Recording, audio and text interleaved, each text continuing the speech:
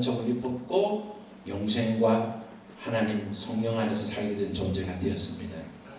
그래서 우리가 십계명을 지키려고 하면 제일 먼저 생각해야 하는 것은 나는 예수님의 보혈의 능력으로 구원받은 자이다. 그것을 알아야 십계명을 지킬 수 있습니다.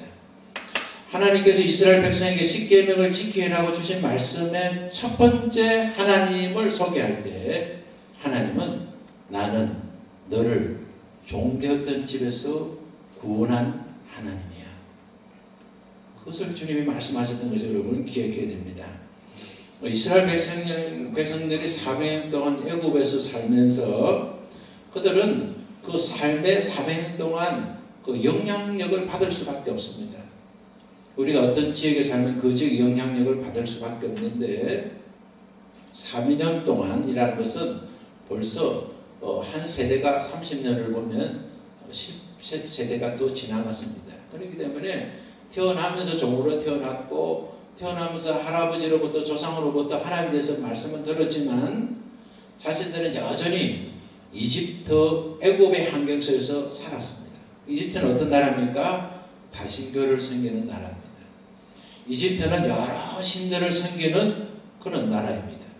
그렇기 때문에 이스라엘 백성이 오직 하나님만 섬긴다고 하지만 하나님을 여러 신들 가운데 뛰어난 어떤 신으로 생각했지 신은 오직 한 분이라고는 생각하지 않았습니다.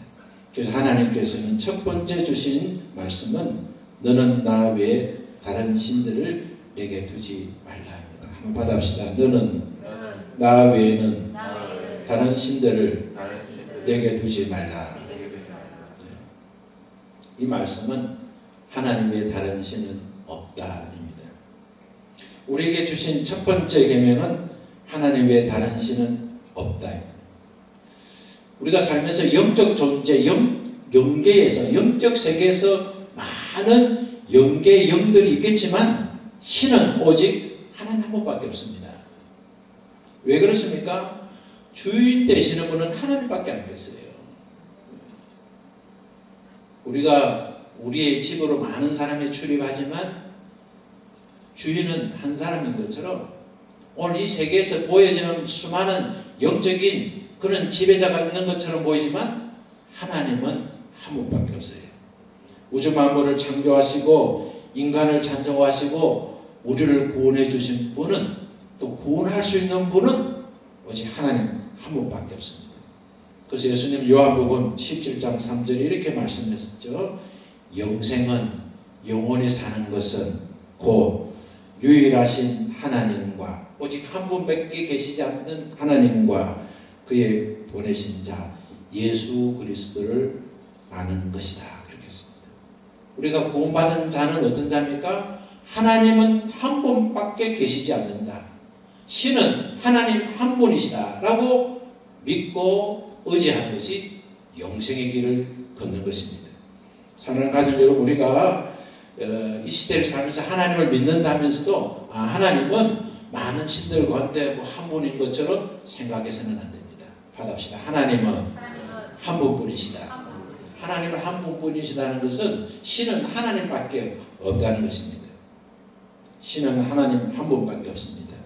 기독교의 신앙의 임무는 하나님 외에 다른 신은 없음을 인정하고 신뢰하고 또한 그 하나님 말씀에 순종하고 충성하는 겁니다. 그래서 하나님은 우리에게 주신 첫 번째 계명은 하나님 외에 다른 신을 내게 잊지 말지어다.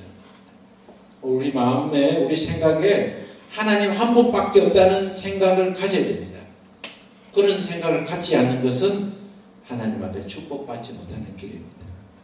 십계명의 제일 첫 번째 우리에게 주신 것은 첫 번째는 정신적 우상을 버려라. 너는 나 외에 다른 신들을 내게 두지 말라 하는 것은 첫 번째는 너 마음에, 너 정신에, 너 의식에 하나님은 한 분밖에 없음을 알아라는 겁니다. 정신적 우상에 대한 금지를 표명하셨습니다. 정신적 우상의 표명은 어떤 겁니까? 우리가 하나님 사랑하는 것보다 그 애착을 갖는 것을 버리는 것이죠. 우리가 하나님의 다른 신을 섬기지 않기 위해서는, 우리 삶 속에 하나님의 다른 신을 두지 않기 위해서는 하나님보다 더 애착을 안 갖는 겁니다. 그렇게 된 사람은 이제 두 번째로 해야 될 것은 이제 너를 위하여 새긴 우상을 만들지 말고 아무 형상에도 섬기지 말라는 겁니다. 오늘 이 계명이 그 전체 문장 중에서 제일 긴 문장이죠. 첫 번째는 너는 나 외에 다른 신을 두지 말라, 이렇게 간단한데 이 4절은 보면 그 문장 자체가 깁니다. 너를 위하여 새긴 우상을 만들지 말고 또 위로 하늘에 있는 것이나 아래로 땅에 있는 것이나 땅 아래 물속에 있는 것의 어떤 형상도 만들지 말며 그것들에 절하지 말며 그것들을 섬기지 말라. 나 여호와 하나님 여호와는 질투하는 하나님인즉 나를 미워하는 자의 죄를 갚되 아버지로부터 아들에게까지 3세대까지 이르게 하거니와 나를 사랑하는 내 계명을 지키는 자에게는 천대까지 은혜를 베푸십니다. 하나님께서 만들지 말라라는 계명을 많은 내용을 할애를 하셨습니다. 우리가 하나님은 한 분뿐이시다. 이 세상에 존재하는 신은 오직 하나님밖에 없다 하는 우리의 정신적, 우리의 생각적, 우리의 이념이 확실한 자는 이제 삶으로서 변화를 가져와야 되는데 자기 손으로 우상을 만들지 말아야 됩니다.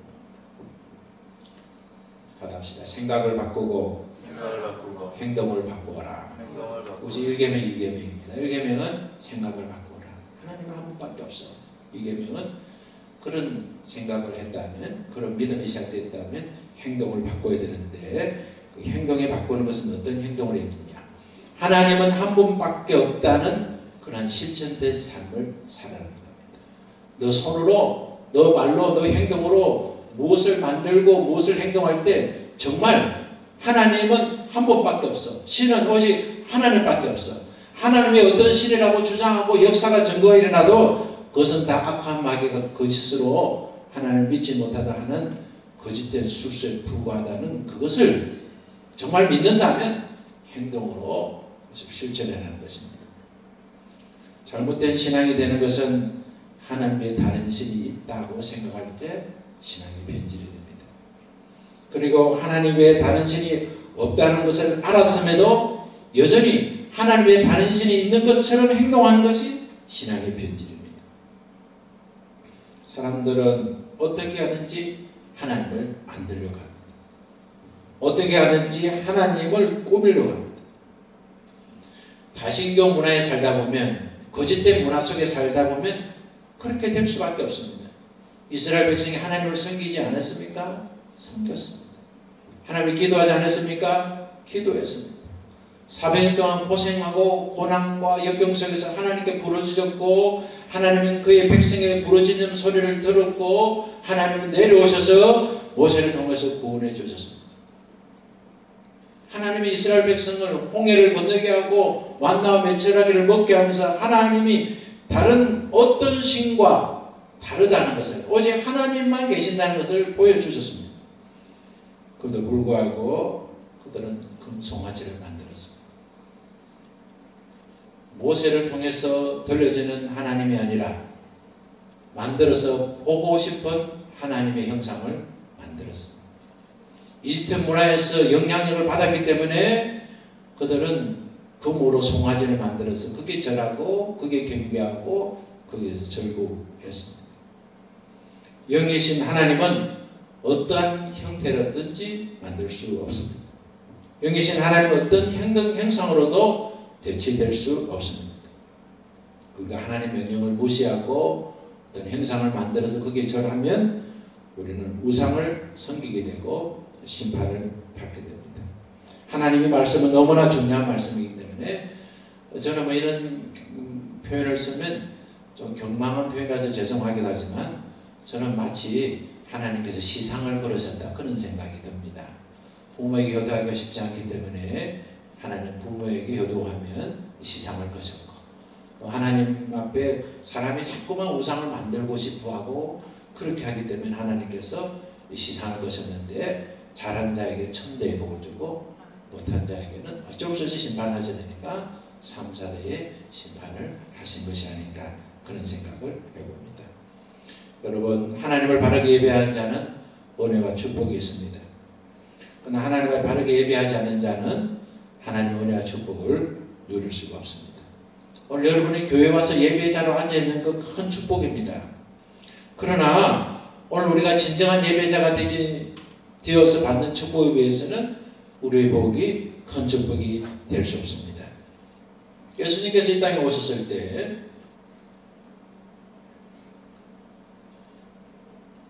예수님은 바리새인들과 율법사들을 많이 책망을 하셨는데 그들이 계명을 지키지 않아서 책망을 받은 것이 아닙니다. 그들이 책망받은 이유는 하나님을 사랑하지 않고 외식적으로만 하나님의 계명을 지켰기 때문에 책망받았습니다. 오늘은 예배를 드리지 않는 사람에 비해서 우리는 칭찬받는 사람입니다. 오늘은 주일을 지키면서 주님 앞에 예배하면 하나님의 칭찬받는 자입니다. 그러나 우리 예배가 의식적이고 외식적인 예배라면 우리 예배는 문제가 있습니다. 하나님 우리에게 복 주시기를 원하시기 때문에 하나님 우리를 책망할 수 있습니다. 오늘 우리가 하나님을 사랑하는 바른 예배자가 되어야 하나님의 계명을 지키는 것이고 하나님 계명의 의각에서 우리는 축복을 받게 되는 것입니다. 우리가 마지막 때가 되면 성경은 이런 일들이 일어난다고 우리에게 말씀해 주셨는데 우리가 성경을 보고 우리가 현실을 보면 이런 일들을 확인할 수 있습니다. 마지막 때가 되면 다시 말하면 예수님 오셔 심판할 때가 가까워지면 예수 믿는 사람들이 점점 줄어든다는 겁니다. 그리고 예수 믿는 사람이 거짓으로 믿는 사람이 점점 많아진다는 겁니다. 요즘에는 정말 나는 어느 교회 집사입니다 하면서도 여사로 술, 담배를 하는 것은 아주 기본적으로 합니다. 요즘에는 믿음 생활 잘한다면서 애인 정도 있는 걸 그냥 여사로 생각합니다. 신앙이 여러분 신앙이 깊고 잘 되는 것은 다음이치고 채소도 안 되는 그런 현상들을 봅니다. 직분을 안 주면 또 교회도 있지 않습니다. 우리가 예배를 드릴 때 외식자가 되지 않도록 조심해야 됩니다. 습관적으로 예배에 드리지 않도록 조심해야 됩니다. 마지막 때가 되면 디모데후서 3장 2절과 4절을 보면 인간은 자기를 사랑하고 쾌락을 사랑한다고 그렇게 그 사랑받지 못하면 사랑 없는 교회다. 자기가 좋아하는 것을 사랑하고 그래서 교회가 이제는 그 쾌락을 좋아하도록 모든 시스템을 즐겁게 만들어가고 있습니다. 그럼 교회 본질이 없습니다. 교회는 하나님의 말씀을 가르치는 곳입니다. 교회는 하나님의 말씀을 순종하도록 이끄는 것입니다. 세상 가운데 쾌락을 하는 사람이 쾌락을 멈추고 살아갈 곳이 훈련받듯이 교회입니다. 교회가 앞장서서 무슨 전도하는 목적으로 한다면서 무슨 조직을 만들고 무슨 단체를 만들어서 쾌락을 이끌어가는 것은 올바르지 않습니다. 빌립보서 3장 9절에 자기의 욕심과 탐심을 채우는 배가 신이 될 것이다 그렇게 했습니다. 자기의 욕심을 채우는 배가 자기의 탐심을 채우는 그 배가 신이 될 것이라고 그렇게 말씀했습니다. 우상 숭배는 정말로 하나님의 심판을 받는 가장 중심에 있습니다. 우상 숭배의 영향력은 부모로부터 자녀에까지 이르게 됩니다. 어떤 사람과 더 가까이 하면 가까이서 그 사람의 영향을 받는 것처럼 부모가 우상을 숭배하면 숭배할수록 자녀와 우선들에게 저주의 심판을 받습니다. 그러나 하나님을 가까이 하면 가까이 할수록 하나님의 은혜의 축복을 누리게 되는 것입니다.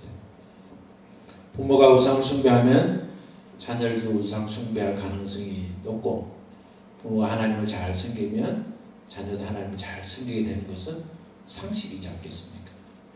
세 번째 계명은 하나님의 이름을 망령되게 여기지 말라는 겁니다. 하나님의 이름을 망령되게 여기지 말라는 것은 하나님의 이름이 욕되게 만들지 말라는 겁니다. 그래서 저는 여러분의 강조를 하는 말씀 중에서 우리는 우리의 가정을 욕되게 해서는 안 됩니다. 아이고 뭐 저 아버지 누구의 자식이다 뭐 이런 그 말들이 있지 않습니까? 우리는 가정을 욕되지 말게 우리의 삶을 살아야 됩니다. 그리고 교회가 욕되지 않게 해야 됩니다. 그래도 우리는 하나님이 욕되지 않게 해야 됩니다. 우리가 잘하면 야 참 그 우리가 알고 있는 뭐 제가 살면서 제 아내를 보는 사람이 야 저 우리 영희는 참 남편 참 잘 만났다 그런 이야기를 듣는 남편이 돼야 되고 또 저를 아는 사람은 제 아내 영희를 보면서 야 저 준호는 영희를 참 잘 만났다. 준호와 영희가 이름보다 잘 맞지만 잘 만났다. 이는 우리 또 자녀들이 참 좋은 아버지를 만났구나. 또 부모는 또 좋은 자녀를 만났구나. 그런 것이 가정을 높이는 거지 않습니까? 우리 예수 믿는 사람은 야 정말 세공교회 교회는 다르다. 여러분 지역에 물건을 좀 사더라도 깎을 하지 말고 아니 좀 괜찮습니다. 하나 덜 줘도 되는데 이래야 되는데 꼭 하나 더 가져가려고 그렇게 하지 마시고 정말 보면 저 교회는 좀 다르더라. 세공교회 교회는 좀 다르더라. 세공교회 다니는 거 맞죠? 하고 물을 정도로 의식적으로 그렇게 하면 안 되지만 우리의 그런 것이 필요합니다.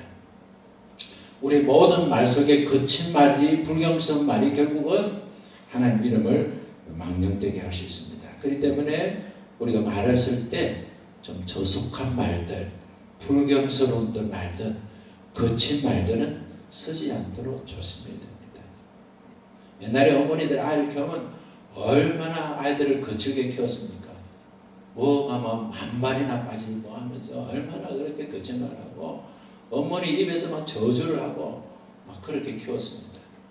이제 동네에서는 어릴 때 살다 보면 그렇게 고래고래 가을 지고 혼내는 엄마는 그 아버지가 술을 많이 자시고 어머니 자기 아내의 마음을 많이 상하게 했으니까 그게 막 한이 되어가지고 그랬던 것처럼 기억이 납니다.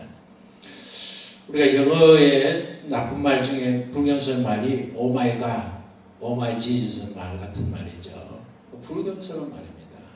좋지 않을 때 하나님 이름 예수님을 댑니다. 우리도 어떨 경우는 그런 말을 쓰지요. 근데 그런 말들은 안 써야 됩니다. 좋은 말이 아닙니다. 하나님 이름을 망령되게 하는 겁니다.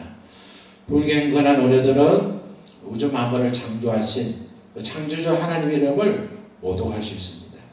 하나님 이름은 모든 이름보다 어떤 이름보다 뛰어나고 위대합니다. 그런데 우리는 하나님 이름을 마음대로 써서는 안 됩니다. 뭐 하나님이 계시는데 이런 일이 있을 수 있을까? 하나님이 계신 줄 알면 그런 말부터 해서는 안 됩니다. 우리가 어떤 맹세를 할 때 내가 하나님 이름으로 맹세한다. 그거 하나님 이름을 망령되게 하는 겁니다. 하나님 이름은 기도할 때, 찬양할 때, 예배할 때 외에는 사용되어서는 안 됩니다. 우리가 조심해야 될 것은 어떤 일을 할 때 이거 하나님의 뜻인가 같아요. 그런 말들은 좀 조심할 필요가 있습니다. 하나님의 뜻이라는 것은 좀 더 확인해보고 자기가 어떤 것을 체험한 이후에 내가 이렇게 된 것을 신앙의 고백으로 사용돼야 되지 이거 하세요. 이거 하나님 뜻입니다.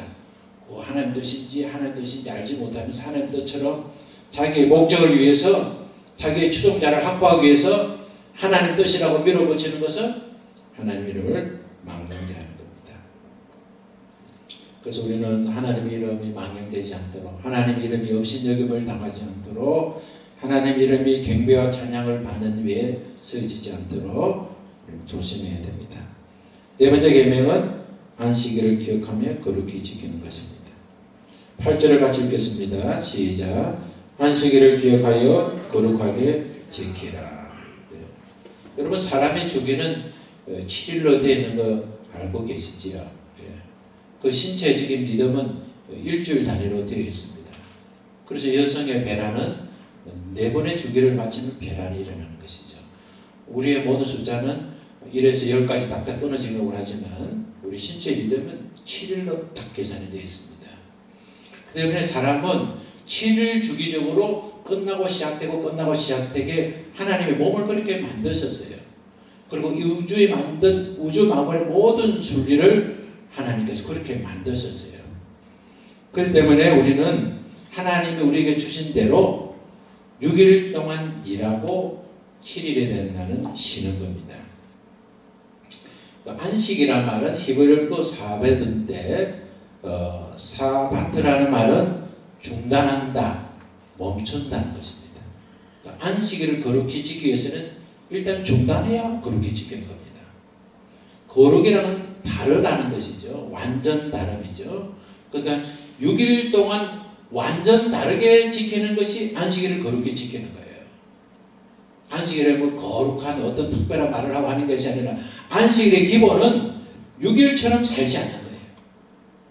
6일 동안 일했던 것을 멈추고 6일 동안 했던 일을 중단하고 6일 동안 살았던 방식을 끝내고 7일 되는 날은 쉬는 날입니다.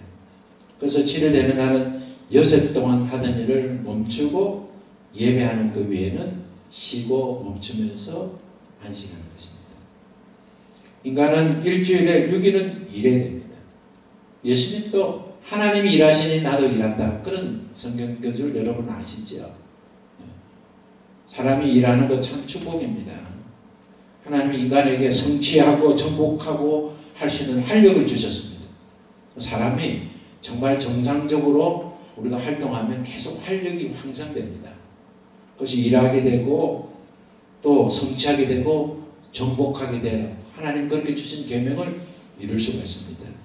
그렇기 때문에 우리는 남자이든 여자이든 어린이든 아이든지 우리가 하나님 주신 성취와 하나님 주신 본질과 목적을 이루기 위해서는 늘 일해야 됩니다. 어린아이는 어린아이대로 연세가 되시면 여신 되신 대로 일해야 됩니다. 그러나 안식일이 되면 여섯 동 일하고 7일째가 되면 하루는 반드시 쉬어야 됩니다. 여러분 우리가 여섯 동안 세상에 열심히 하는 주일이 돼서 이제 안식하면서 교회를 오는데 안식일의 기본 정신은 쉬는 거기 때문에 교회에서도 주일날 행사를 가급적이면 저는 적게 해야 된다 그렇게 생각합니다. 그래서 교회가 부흥해도 성가대 연습을 해서 그저 일주일에 한 번 만났는데 남편과 아내가 헤어지고 자식은 엄마를 모처럼 만났는데 밥을 굶고 엄마 오늘 성가대 연습하는데 늦었다 하면서 그런 거 아이한테 통하지 않습니다. 저는 그렇게 하고도 믿음생활 잘하는 교회들을 부러워하지만 우리 교회는 그냥 주일에 하나님께 예배하고 여러분 다른 데시지만 가정에서 교회에서 그냥 쉬고 좀 평소에 바쁘다고 맛있는 거 못 드셨으니까 교회에서 신경 써서 주일날 맛있는 거 하지 않습니까? 맛있는 거 드시면서 쉬는 거 좋습니다. 예수님이 안식일에 해당에 들어가서 예배를 드린 거 여러분 아시고 계시죠?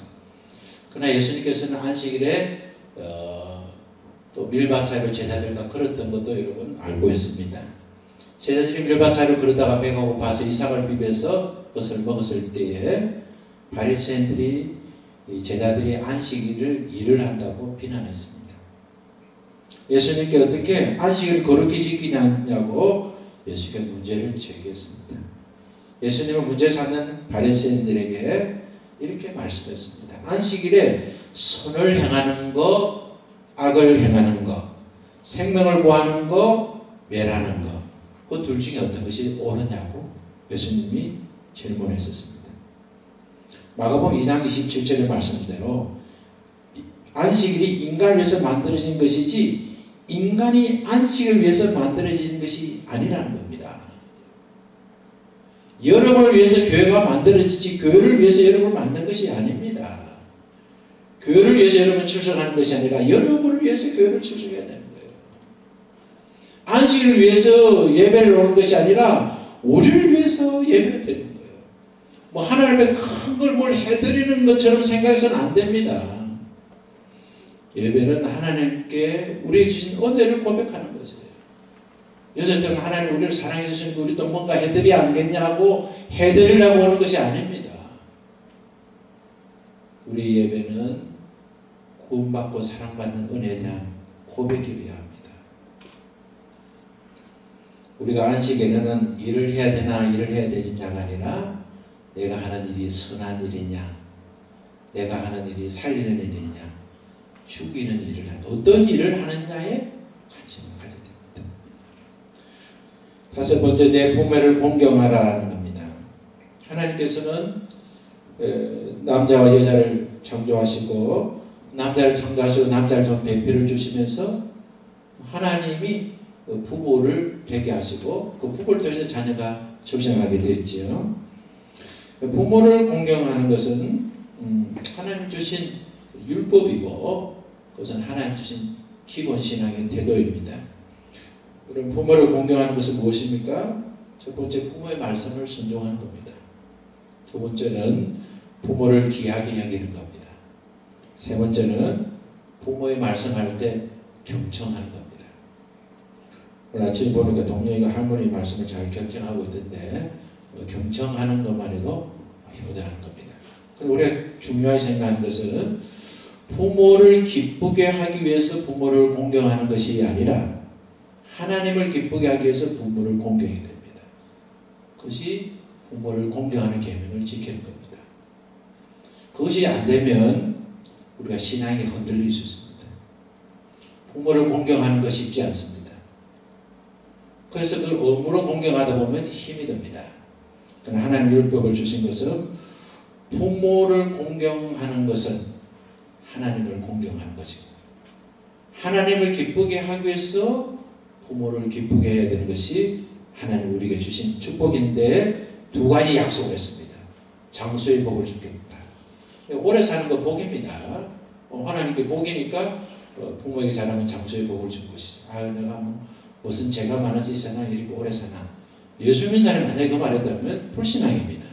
하나님 은혜로 참 오래 살고 있습니다. 그 사람이 오래 사서요. 오래 산다고 해요. 오래 사는 장수의 복이에요. 두 번째는 약속의 땅을 유업으로 주겠다. 약속의 땅을 천국을 주겠다는 것은 제대로서 부모를 공경하는 사람에게 천국을 주겠다 이런 것이 아닙니다. 부모를 공경할 때 하나님을 기쁘시게 하기 위해서 부모를 공경하고 하나님이 주신 말씀을 순종하여서 부모를 공경하는 사람은 반드시 천국의 유업을 받을 수 있습니다. 그래서 하나님 말씀을 지키려고 하나님을 기쁘시게 해드리려고 하는 자에게는 약속의 땅을 유업으로 받게 되는 그런 축복까지 누리게 된다고 했습니다. 여섯 번째, 살인하지 말라는 겁니다. 이 시대는 합법적으로 살인이 일어나고 있는 것이 전쟁과 낙태입니다. 전쟁과 낙태, 전쟁은 우리 힘으로는 할 수 없는 일인지 모르지만 여러분 낙태는 안 됩니다. 살인입니다. 예수님은 마태복음 5장에서 형제에게 노하는 자도 살인이고 형제에게 락하라는 자도 살인이다. 쓸데없는 인간이다. 쓸모없는 인간이다. 그렇게 표현하는 것도 결국 살인이다. 왜냐하면 악의가 가득 찬 분노의 표현이기 때문에 그 말을 들은 사람은 마치 그 사람을 죽이는 결과를 낳게 되기 때문에 그런 말을 사용하지 못하겠습니다. 일곱 번째, 간음하지 말라. 여러분, 이 간음이 만연되고 있습니다. 미혼모의 임산율이 급격히 늘어가고 혼전 성관계가 젊은이들이 보편적으로 받아들이고 있습니다. 그래서 저는 이것은 여러분이 살다가 실수할 수 있습니다. 하나님의 말씀을 모를 때. 그러나 과거에 그런 삶을 살았다 하더라도 지금은 그런 삶은 안 됩니다. 저희 딸이 어리지만 원래 결혼시키고자 하는 이유가 여기 있습니다. 여러분, 간음의 죄를 지으면 그 몸속에 죄악이 숨어 있습니다. 우리는 그것을 해결하고 이 시대를 본받지 말아야 됩니다. 인간과 세상을 파괴될 욕망 가운데 가장 어려운 욕망은 성에 대한 욕망입니다. 성에 대한 욕망은 하나님 우리에게 주신 축복의 욕망이지만 그러나 한계 안에서 유지될 욕망입니다. 배우자 하는 사람을 마음에 떠올리고 탐하는 것, 그것은 벌써 간음입니다. 우리 의식에 오직 내 남편, 오직 내 아내, 그 외에는 상상이라든 생각이라든 행동이라든 어기면 간음이 되는 겁니다. 그런데 예수 믿는 사람은 마음속에서도 하나님 외에 다른 신을 생각하는 것도 신앙적 간음이고 또 마음속으로 배우자 외에 다른 것을 생각하는 것이 간음이기 때문에 간음죄를 짓지 않도록 우리 생각이 더럽혀지지 않도록 우리 삶이 더럽혀지지 않도록 우리는 7계명을 잘 기억해야 됩니다. 이 7계명을 잘 지키지 못해서 성공하다가 실패한 사람이 얼마나 많습니까? 대통령을 모시는 사람이 이 간음죄를 지어서 얼마나 세상을 부끄럽게 했고 이 시대에 있는 많은 범죄의 그 중심에는 간음죄가 있다는 것을 여러분 기억해야 됩니다. 여덟 번째, 도둑질하지 말라는 겁니다.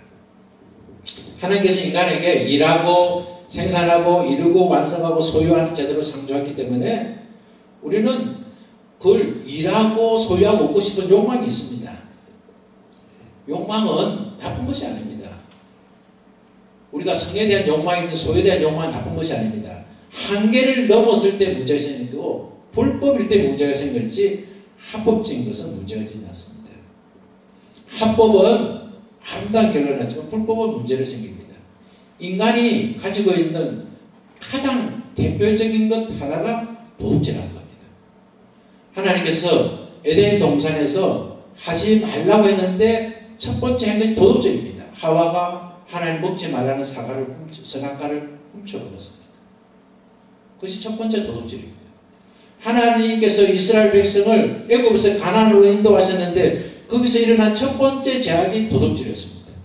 그것이 무슨 도둑질이었습니까? 아간이 전쟁의 전리품을 훔친 도둑질이었습니다. 우리가 도둑질하지 않기가 쉽지 않습니다. 그래서 어떤 일을 할 때 내가 불법으로 채우려 하지 말고 합법으로 채워야 됩니다. 내가 지금 일을 할 걸 합법적으로 하느냐 불법적으로 하느냐. 우리의 법의 기준은 하나님의 말씀이죠. 하나님의 말씀에 이걸 해야 되는 것인지, 내가 성공하더라도 그 하나님의 말씀에 어긋나면 실패를 각오해야 되죠. 어려워도 하나님의 말씀에 그것을 도전하면 하나님의 성공으로 바꿔줍니다. 그러니까 우리는 도둑질하지 말라는 말씀을 기억해야 됩니다. 먼저 거짓 증거하지 말라. 거짓 증거는 법적 용어지요. 그러니까 정인이 될 때 거짓으로 정인하지 말라. 거짓 정인을 하다 보면 결과가 그렇습니다. 벌 받아야 될 사람이 상 받고 상 받아야 될 사람이 벌 받는 것이 거짓 증언자 때문에 그렇습니다. 사람이 살면서 거짓 증거하는 사람을 볼 때 마음이 참 아픕니다.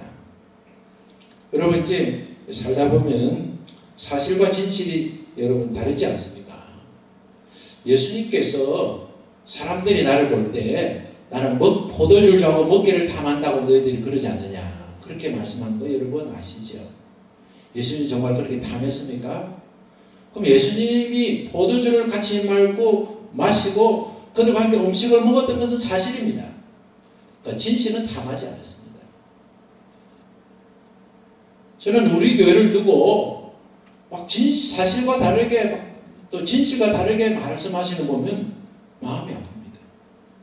이분이 하나님의 말씀을 전하는 사람인 경우에는 더 마음이 아픕니다. 아니, 자기가 어떤 경우에는 좀 마음이 아프고 좀 질투나는 게 있다 하더라도 그것도 상대가 교회인데 어떻게 하면 교회가 잘 되고 하나님의 나라가 잘 되고 부흥하고 성장하는 일에 우리가 어떤 말하도 도움되는 말들을 해야 되는데 이거는 말을 할 수 있을까 하는 생각을 하면 마음 아플 때가 많습니다. 우리가 살면서 거짓 증거하지 않도록 다른 사람의 실수와 약점을 높여서 그 사람의 신앙과 또 교회가 어려움을 겪지 않도록 우리 조심할 필요가 있습니다. 많이 길었죠? 마지막입니다. 내 이웃의 집을 탐내지 말라.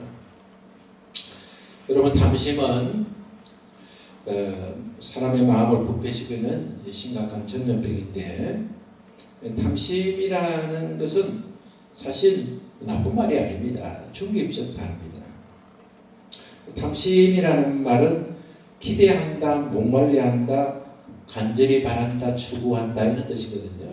탐심은 죄다. 성경을 하는데 그 탐심이라는 게 죄가 되는 것은 아까 말씀드렸지만 불법일 때 죄가 되는 겁니다. 적법하면 그것이 생산이 되고 능력이 되지만 불법일 때 죄가 되는 겁니다. 불법적인 것이 뭡니까? 내 이웃의 집을 탐내는 겁니다. 내 이웃의 집을 보면서 야, 정말 저렇게 살아야 되겠다. 좋은 탐심입니다. 그러나 그렇게 사는 것을 시기해서 중상모략을 하고 불법적으로 자기 소유를 삼으려는 것, 그거 탐심, 불법적 탐심입니다. 그때 우리는 합법적으로 적법적으로 다른 사람의 아내나 거짓한 소유물을 자기 것으로 가져고자 하는 그런 탐심, 거짓된 탐심은 같이 말도해야 됩니다. 오늘 여러분에게 십계명을 제가 소개해 드렸습니다. 십계명은 예배해야 하는 자의 삶의 기본 마음이고 기본으로 지켜야 하는 필수 계명입니다. 오늘 하나님 주신 십계명의 중심에는 우상 숭배는 마음으로부터 생각으로부터 하지 말고 안식일에는 쉬면서 불법적으로 뭘 얻으려 하지 말고 합법적으로 얻으려고 해라. 그러면 그것이 합법적으로 너 것이 되지만 불법적으로 얻은 것은 너 것도 되지 못하고 그것이 나여 결국 심판을 받게 된다는 말씀입니다. 오늘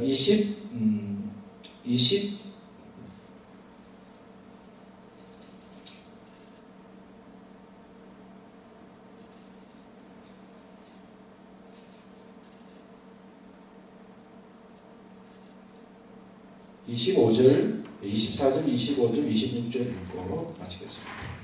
설명해 드리고 24절 내게 도단을 쌓고 그 위에 내 양과 소로 너 번제 화목제로 드리라. 내가 내 이름으로 기념하는 모든 곳에서 내게 임하여 복을 주리라. 내가 내게 돌로 제단을 샀거든 다듬지 말고 사지 말라. 내가 저거로 것을 쫄면 부정하게 함이니라. 너는 청결한 내 제단에 오르지 말라. 내 하체가 그 위에서 드러날까 함이니라. 우리 말씀은 앞에까지는 십계명에 대한 소개였고 이 말씀은 이 돌로 제단을 이제 쌓게 될 때 다듬지 말고 자연스러운 그대로 해라는 겁니다. 볼 때는 자연스럽고 하기가 일도 어렵고 다듬으면 더 아름다울 수 있고 일도 좀 수월할 수 있겠죠.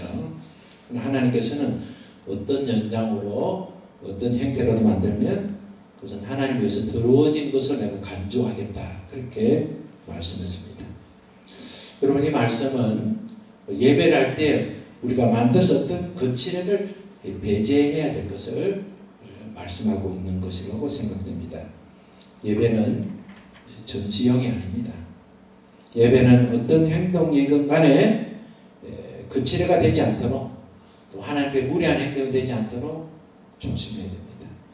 여러분 예수님 믿지 않고 조상에게 제사를 드리는 사람도 아주 정성으로 예배하는데 정말 하나님은 한 분밖에 없다는 것을 우리가 알고 인정하고 믿는다면 우리 예배는 조심되고 고대는 이제 계단을 설치한 높은 제단을 쌓는 간섭이 있었는데 하나님께서는 예배 제단에 계단을 허락하지 않았습니다. 왜냐하면 계단에 올라갈 때 제단에 올라갈 때 자신의 그 하체가 아래 있는 사람한테 보이는 것이 좋지 못하기 때문에 그걸 방지하기 위해서 하나님은 그렇게 하셨습니다. 오늘 출애굽기 20장에서 우리에게 주신 교훈은 그렇습니다. 너가 구원받은 백성이냐? 그렇다고 한다면 하나님 한 분밖에 없다는 것을 너가 인정하니 너가 인정한다면 너의 행동이 달라져야 될 것이고 그가 달라지는 중심에는 하나님을 위하여 일하고 하나님을 위하여 쉬면서 그 지뢰를 닫으면서 예배자가 되지 말고 너 있는 그대로가 하나님 보시기에 아름답도록 너 삶을 다듬지 않는 자연성이 내가 더 좋아한다는 것을 알고 하나님이 있는 그대로 보여드릴 때 하나님의 기쁨이 되는 삶을 살아라 하는 말씀으로 여러분이 받고 한동안 더 이 말씀 여러분의 삶을 변화시키는 살아가는 하나님 말씀으로 여러분에게 인도하는 우리 모두 되시기를 바랍니다. 다 같이 일어나셔서 우리 한번 기도하겠습니다. 하나님 순수하고 깨끗한 돌이 되겠습니다. 하나님 부족한 것 많지만 가꾸고 싶지만 하나님 앞에는 하나님 그렇게 하지 말고 자연스럽 그대로 하나님께 드리라고 말씀하셨는데 하나님 앞에 순수한 신앙으로 순종해서 아름다운 삶을 드리는 삶을 살도록 하나님의 말씀을 들으면서 좀 십계명의 말씀을대로 살지 못했던 우리의 잘못된 것들을 회개하고 이제는 정말 하나님만을 섬기고